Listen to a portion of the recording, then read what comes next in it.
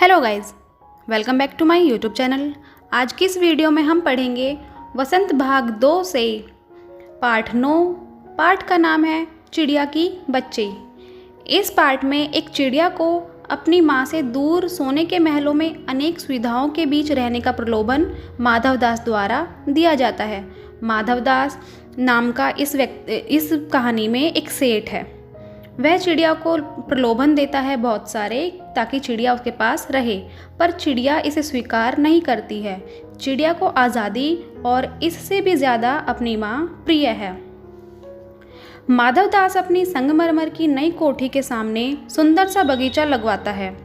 उसमें फूल पौधे और फव्वारे भी थे।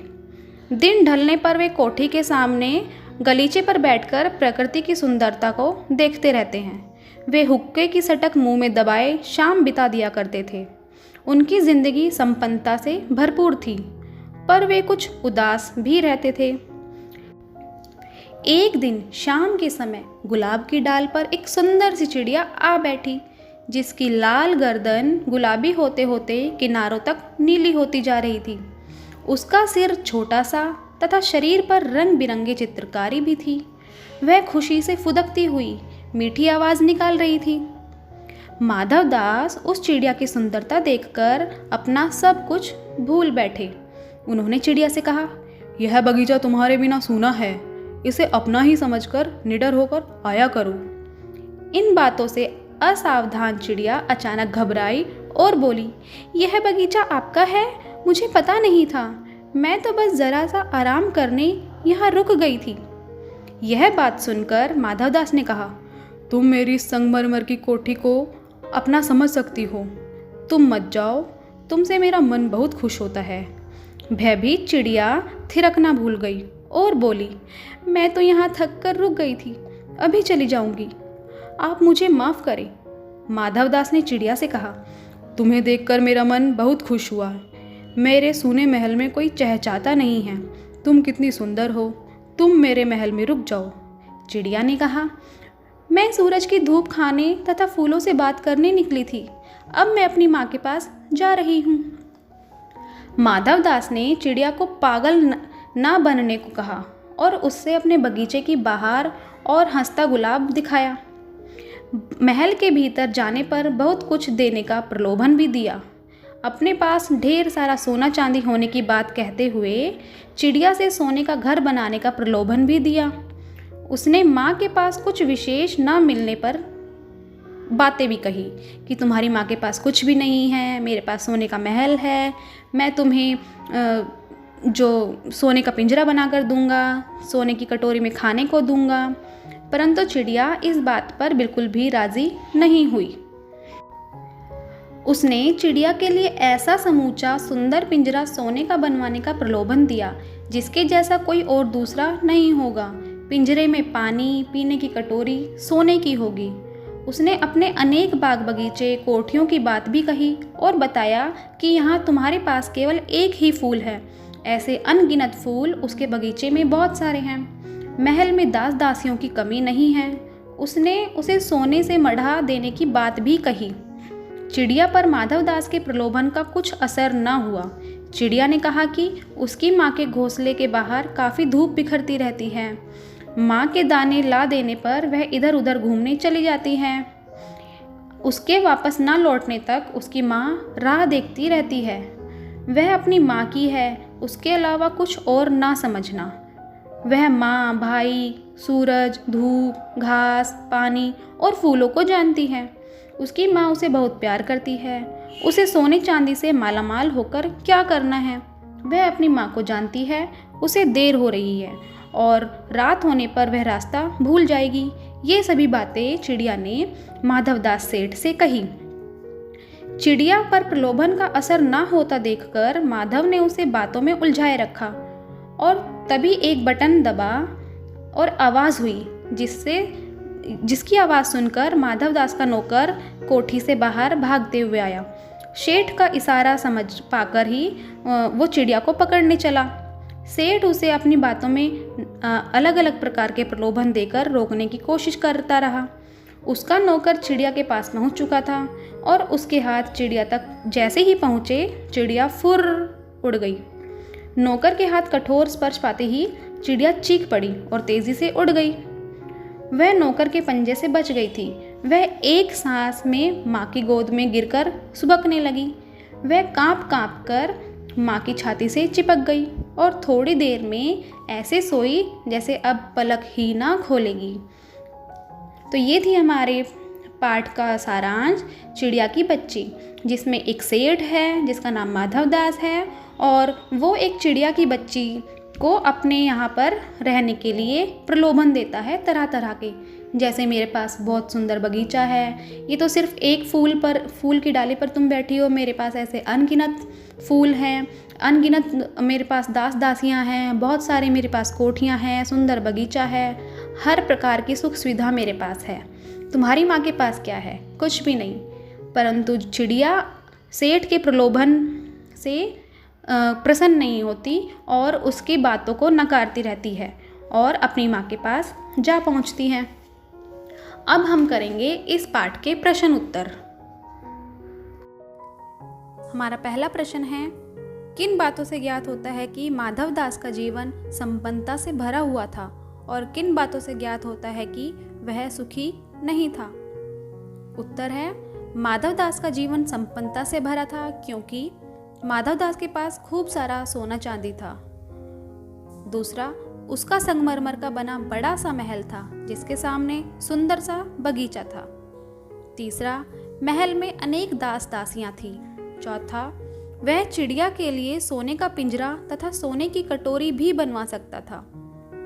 अब हम दूसरे पहलू की तरफ चलते हैं, जिसमें हमने ये बताया है कि माधव दास सुखी नहीं था क्योंकि वह ख्याल ही ख्याल में संध्या को स्वप्न की भांति गुजार देता था, यानी कि शाम में वो बहुत सपने देखता था। दूसरा, चिड़िया के आने से उसका मन बहुत खुश हो गया था। तीसरा, उसका महल सूना था, वहाँ कोई चहचहाता नहीं था। हमारा दूसरा प्रश्न है, माधव दास क्यों बार बार चिड़िया से कहता है कि यह बगीचा तुम्हारा ही है? क्या माधव दास निस्वार्थ मन से ऐसा कह रहा था? स्पष्ट कीजिए। उत्तर, चिड़िया को प्रलोभन देकर वह उसे रोकना चाहता था, इसलिए वह बार बार यह कह रहा था कि यह बगीचा तुम्हारा ही है, नन्ही चिड़िया, यह बगीचा तुम्हारा ही है। लेकिन माधव दास निस्वार्थ भाव से ऐसा नहीं कह रहा था क्योंकि वह तो चिड़िया को केवल अपनी खुशी के लिए कैद करना चाहता था।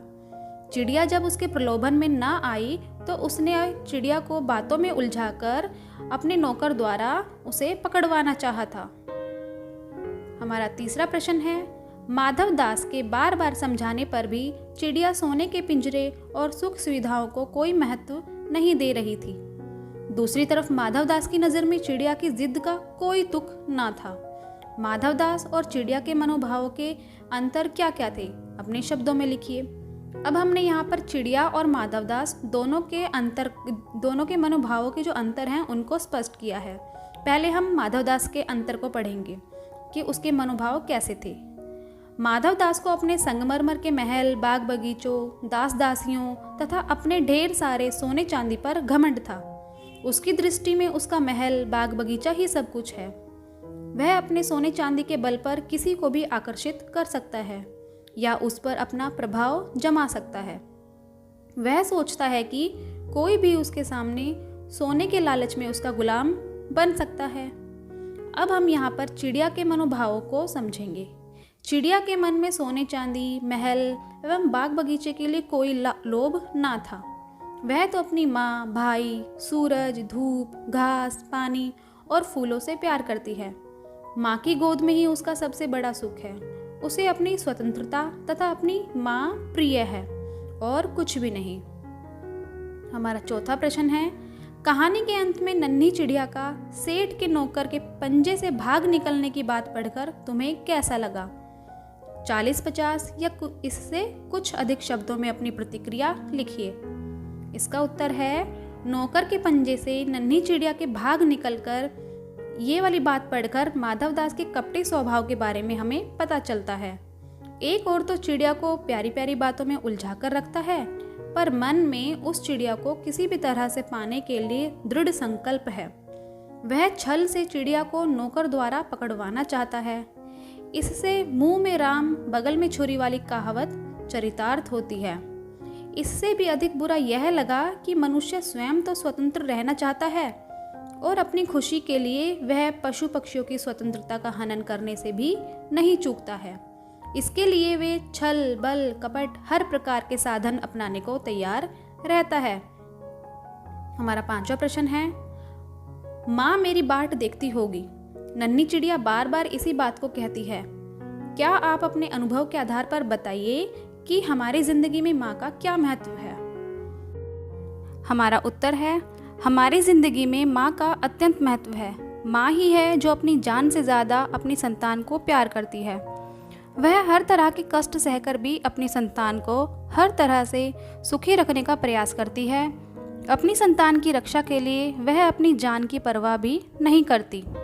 माँ ही है जो सर्दी गर्मी बरसात जैसे हर मौसम में अपने बच्चे से पहले जागकर उसके लिए भोजन बनाकर बच्चे को प्यार से उठाती है और अपने प्यार से उसके दिन की शुरुआत करती है।